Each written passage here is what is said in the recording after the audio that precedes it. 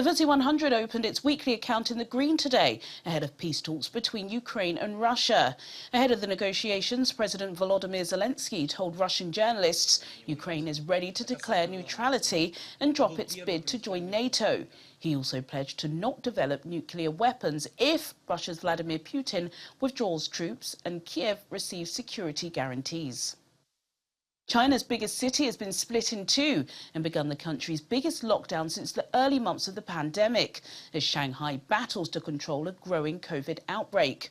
A further 3,500 COVID cases were reported in Shanghai yesterday, according to data from the National Health Commission.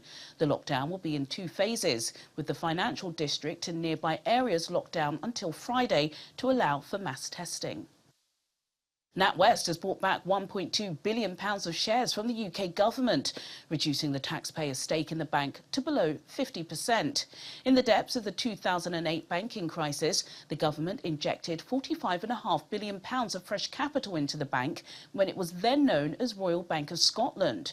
This was because it was hit by massive losses on subprime mortgages.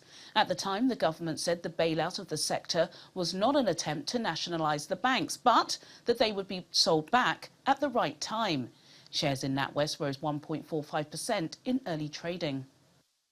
The UK Transport Secretary Grant Shapps is demanding that P&O Ferries reinstate the 800 workers it sacked earlier this month, as the government prepares to overhaul laws on pay for seafarers.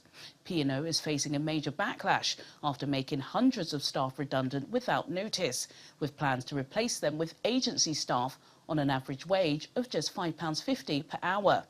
This week, the Transport Ministry will hold crisis talks with industry bosses as ministers scramble to avoid chaos at ports during the Easter holidays.